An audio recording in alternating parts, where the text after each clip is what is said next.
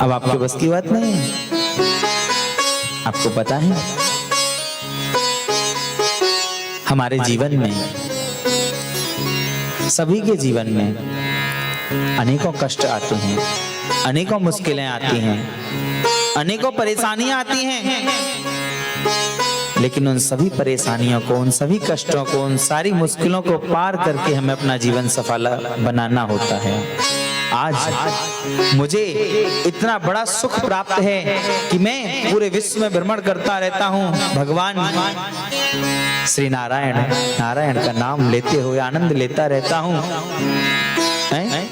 मेरा जीवन कितना सुखमय है, मुझे कितना आनंद रहता है। लेकिन मैं जो यहाँ तक पहुंचा हूं ना, वो भी ऐसे नहीं पहुंचा, मैंने भी बहुत मेहनत की।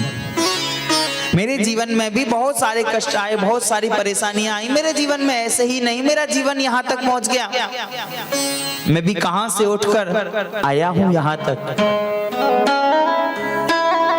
आपको पता है मेरे पिछले जन्म में मेरा जीवन कैसा था? नहीं, सुनो मैं बताता हूं। श्री नारद जी महाराज कहते हैं कि अहम पुरातीत भवे भवम मुने दास्यास्तु कस्याश्चन वेदवादिना।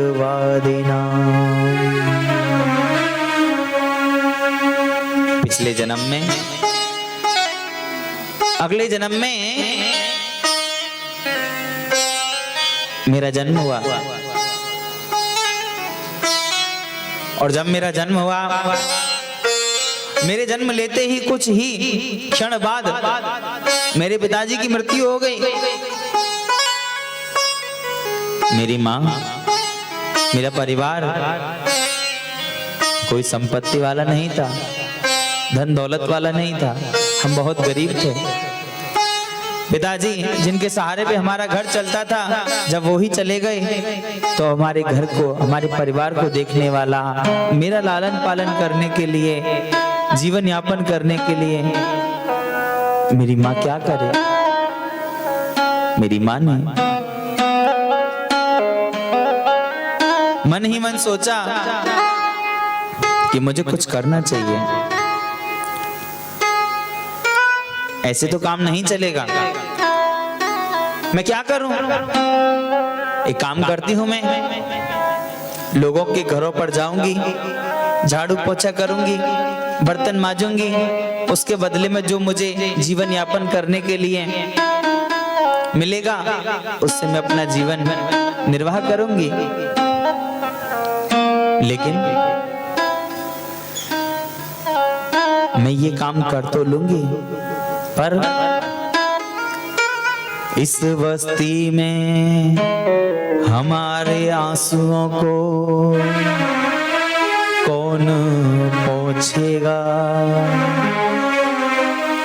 यहाँ जिसको देखो उसका दामन भीगा लगता है।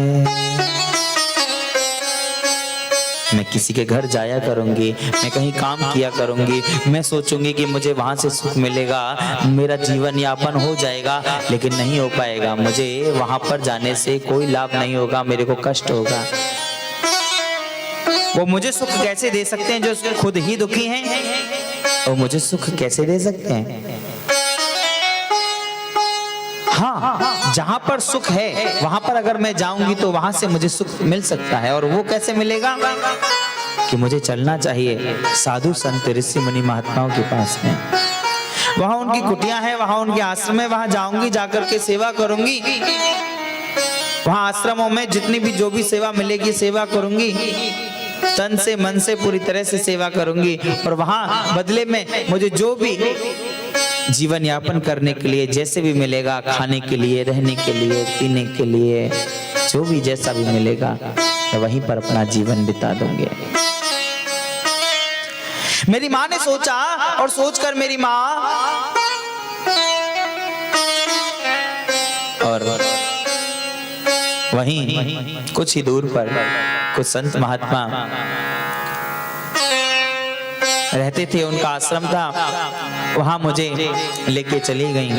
मैं छोटा सा था, मेरी माँ के साथ में मैं धीरे धीरे बड़ा हुआ और माँ के साथ में पहले गोद में था, फिर उसके बाद बड़ा हुआ, फिर खेलने लगा। मुझे वहां सभी संत महात्मा बहुत प्यार करते थे, बहुत प्रेम करते थे। कि तभी वहां पता चला कि कुछ संत महात्मा बाहर से आने वाले हैं, कथा प्रवचन होगा। मैं बड़ा खुश हुआ और मैं वहां कैसे मंच बनाना है, कैसे उनका स्थान बनाना है, कैसे पांडाल में क्या क्या सेवा करनी है, बड़े आनंद पूर्वक मैं कार्य करने लगा। मुझे बड़ा अच्छा लगा कि संत महात्मा आने वाले हैं, संत महात्मा बाहर से आए, मैं उनकी बहुत सेवा करते करते बड़ा आनंद पाने लगा और सभी मुझको बहुत प्यार करते थे। बात बात पे बच्चा रामदास इधर आओ, बच्चा रामदास जरा पानी लाना, बच्चा रामदास जरा यहाँ से सफाई कर देना, बच्चा रामदास आ जाओ हमारे पास आ जाओ। बहुत प्यार करते थे, बहुत प्रेम करते थे। बात पे इतना मेरी माँ को नहीं पुकारते, मेरी माँ को नहीं बुलाते, जितना मुझे प्रेम करते थे। मुझे बड़ा अच्छा लगता, मुझे बहुत अच्छा लगता। मुझे ये नहीं पता चला कि कैसे 6 महीने निकल गए। वो 6 महीने ऐसे ही निकल गए। मुझे बड़ा आनंद आया। लेकिन 2 दिन बाद संत महात्मा जाने वाले हैं। मुझे बड़ा दुख हुआ। मैंने मन में सोच लिया कोई बात नहीं, जाने वाले हैं तो ठीक है, मैं भी इनके साथ ही जाऊंगा। मैंने बिना कहे सुने चुपचाप अपनी तैयारी कर ली और जैसे ही सभी संत महात्मा वहां से जाने लगे,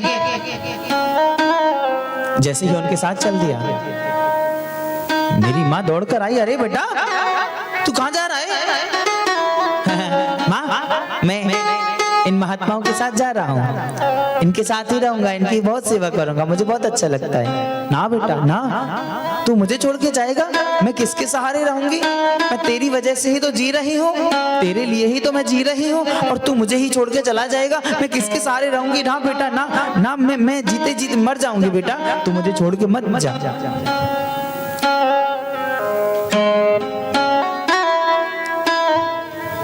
मुझे बड़ा दुख हुआ, मुझे बड़ा कष्ट हुआ। माँ ने मुझे रोक लिया, मुझे रोक लिया माँ ने। मैंने कहा कोई बात नहीं, माँ ने मुझे रोका है, कोई दिक्कत नहीं है। इसमें भी संत महात्मा बोले बेटा तुम मत जाओ, अभी तुम्हारी माँ है इसलिए अपना माँ का फर्ज पूरा करो, अपनी माँ की सेवा करो, और जब कोई समय पर आकर माँ का शरीर शांत हो जाता है तो फिर भगवान की सेवा पूजा करना, लेकिन उससे पहले नहीं। अभी पहले माँ की सेवा करो। सबसे पहले भगवान बेटा माता पिता होते हैं, सबसे पहले भगवान होते हैं माता पिता, इसलिए जाकर माँ की सेवा करो। मैंने मान ली उनकी बात, लेकिन मुझे जाते जाते वो संत महात्मा एक मंत्र दे गए, वासुदेव गायत्री मंत्र, कि नमो भगवते तुभ्यम, कि नमो भगवते तुभ्यम, वासुदेवाय धीमहि, प्रद्युम्ना निरुद्धाय नमः संकर्षणाय च।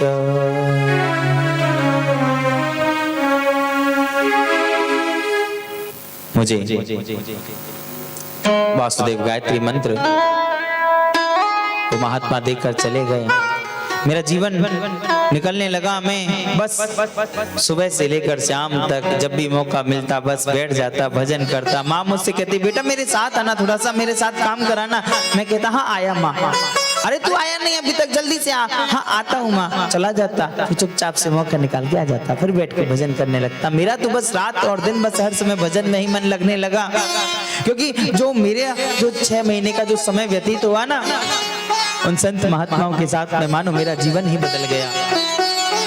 मैं तो उसमें पूरा आनंद लेने लगा, भगवान के भजन में मुझे बड़ा अच्छा लगने लगा, बड़ा आनंद आने लगा मुझे। क्योंकि कहते हैं ना कि कदली सीप भुजंग मुख स्वाति एक गुण तीन, जैसी संगति बैठिए तैसोई फल दीना। हमारा जैसा संग होता है, हमारी जैसी संगति होती है, हमारी जैसी बैठक होती है, वैसा ही हमारा निर्माण होता है, वैसे ही हम बनते हैं।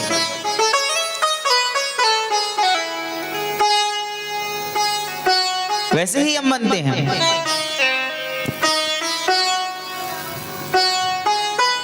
हमें अपनी संगत पर ध्यान देना है।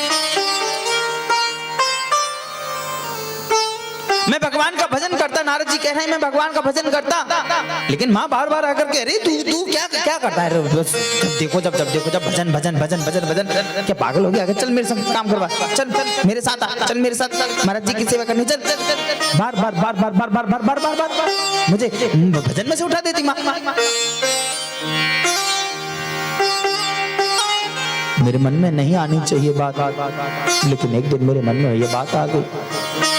जब मैं भजन करने बैठता हूँ, माँ आकर के मुझे उठा लेती है, माँ आकर के मुझे और कामों में लगा देती है। भगवान मेरी इस माँ को उठा ले।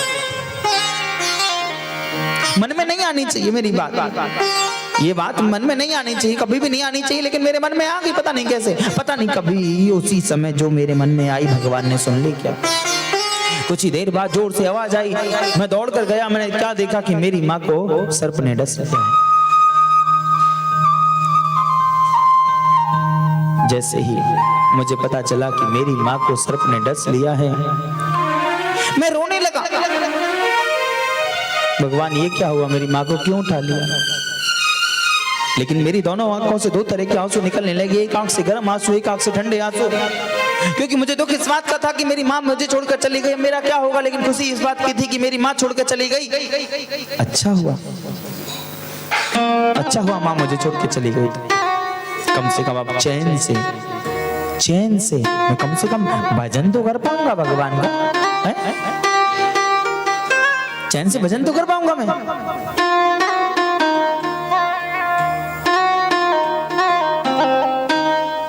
लेकिन फिर मैंने सोचा जो हुआ सो भगवान की मर्जी थी, अब मुझे कुछ करना है।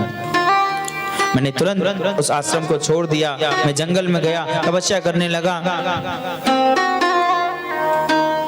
भगवान का भजन करने लगा, तपस्या करने लगा कि तभी आंखें बंद थी मेरी, और उस आंखें बंद में मुझे उन भगवान का दर्शन होने लगा जो संत महात्माओं ने, ऋषि मुनियों ने मुझे बताया था, हमें बताया था कि वो ऐसे हैं, वो ऐसे हैं, वो ऐसे हैं। मुझे उनका दर्शन होने लगा, मुझे बड़ा आनंद आने लगा, लेकिन वो दर्शन बार बार होते बार बार छुप जाते, बार बार होते बार बार छुप जाते। मैं बड़ा परेशान, मैं रोने लगा, आंखें खोल के मैं रोने लगा, भगवान क्यों मुझे बार बार दर्शन देते हो, चले जाते हो, क्यों मुझे आप पूरी तरह से दर्शन नहीं दे रहे हो, क्यों मेरा जीवन कल्याण नहीं कर रहे हो, क्यों बार बार मेरी आंखों से ओझल हो जाते हो प्रभु।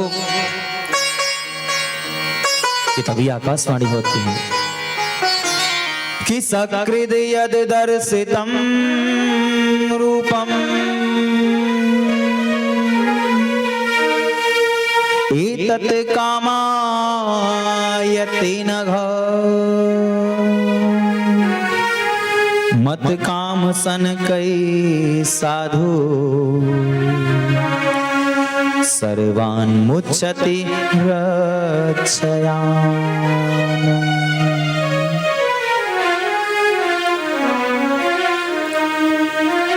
अभी तुम्हारे पिछले कर्म छोटे हैं, खराब हैं, इसलिए अभी तुम मेरा दर्शन का पुण्य प्राप्त नहीं कर पाओगे, लाभ नहीं ले पाओगे।